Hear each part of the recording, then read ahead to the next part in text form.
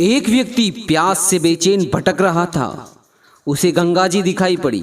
पानी पीने के लिए नदी की ओर तेजी से भागा, लेकिन नदी तट पर पहुंचने से पहले ही बेहोश होकर गिर गया। थोड़ी देर के बाद वहां पर एक सन्यासी पहुंचते हैं। उन्होंने उसके मुंह पर पानी छींटा मारा तो वह होश में आ गया।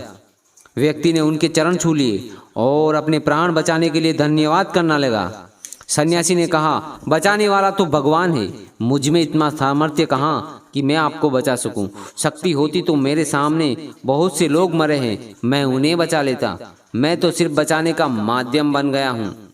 इसके बाद सन्यासी चलने लगे तो व्यक्ति ने कहा, मैं आपके साथ चलूंगा। सन्यासी ने पूछा, तुम कहाँ तक चलोगे?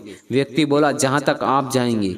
सन्यासी ने कहा, मुझे तो खुद पता ही नहीं कि कहाँ तक जा रहा हूँ, अगला ठिकाना कहाँ होगा। सन्यासी ने समझाया कि उसकी कोई मंजिल नहीं, लेकिन वह अड़ा रहा और दोनों चल पड़े।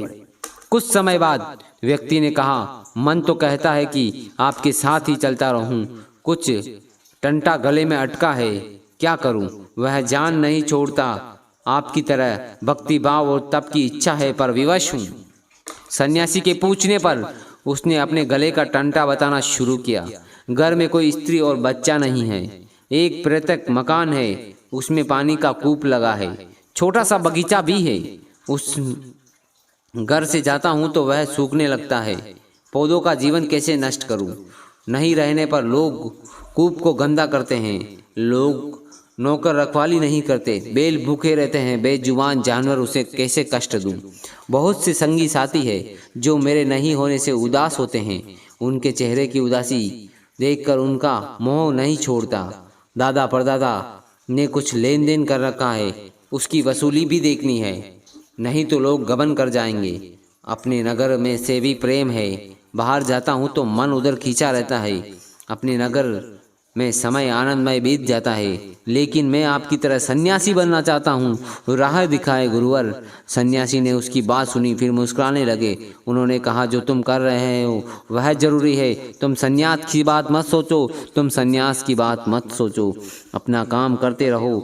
व्यक्ति उनकी बात समझ तो रहा था, लेकिन उस पर सन्यासी बनने की धुन भी सवार थी। चलते चलते उसका नगर आ गया।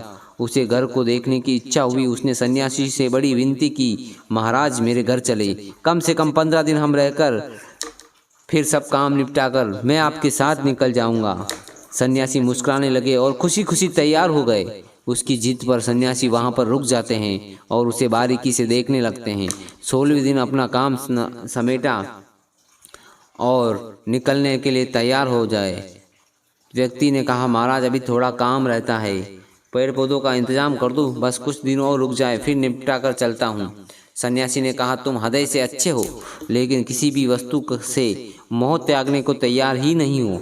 मेरे साथ चलने से तुम्हारा कल्याण नहीं हो सकता, किसी भी सन्यासी के साथ तुम्हारा भला नहीं हो सकता। उसने कहा, कोई है ही नहीं तो फिर किसके लिए लोभ और मोह करूं? सन्यासी बोले, यही तो चिंता है की बात है। समाज को परिवार समझ लो, उसकी सेवा को भक्ति, ईश्वर को प्रतिदिन सब कुछ अर्पित कर देना, तुम्हारा कल्याण हो इसी में हो जाएगा, कुछ करने की जरूरत नहीं। वह व्यक्ति उनको कुछ दूर छोड़ने आया। विदा होते होते उसने कहा कि एक उपदेश तो दे दीजिए जिससे मेरा जीवन बदल जाएगा। सन्यासी हंसे और बोले, सत्य का साथ देना, धन का मोह न करना, और उन्होंने विदा ले ली। कुछ साल बाद वह सन्यासी फिर वहां आए।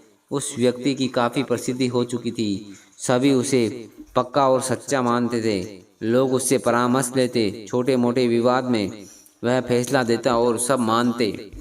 उसका चेहरा बताता था कि वह संतुष्ट और प्रसन्न है। सन्यासी कई दिन तक वहां ठहरे, फिर एक दिन अचानक तैयार हो गए चलने को। उस व्यक्ति ने कहा, आप इतने जल्दी क्यों जाने लगे? आपने तो पूछा भी नहीं मैं आपके उपदेश के अनुसार आचरण कर रहा हूँ या नहीं। सन्यासी ने कहा, मैंने तुम्हें कोई उपदेश नहीं दिया। पिछली बार मैंने देखा कि तुम्हारे अंदर निर्जीवों को तक के लिए दया है, लेकिन धन का मोह बाधा कर रहा था। वह मोह तुम्हें असत्य की ओर ले जाता, हालांकि तुम्हें गलानी भी होती। तुम्हारा हृदय तो सन्यास के लिए उर्वर था, बीज पहले से ही पड़े थे। मैंने तो बस बीजों में लग रही धुन के बारे में बता दिया, तुमने धुन हटा दी और चमत्कार हो गया। संन्यास संसार को छोड़कर ही नहीं प्राप्त होता, अवगुणों का त्याग करना भी संन्यास है। हम सब में उस व्यक्ति की तरह सद्गुण है, जरूरत है उन्हें निखारने की। निखारने वाले की अपने काम करने के तरीके में थोड़ा बदलाव करके आप चमत्कार कर सकते हैं। एक बदलाव आजमाइए। हर किसी से प्रेम से बोलें, उनसे ज़्यादा मीठा बोलेंगे जिन पर आपका शासन है। आप में जो मधुरता आ जाएगी वह जीवन बदल देगी। कम से कम इसे आजमा कर तो देखिए। धन्यवाद।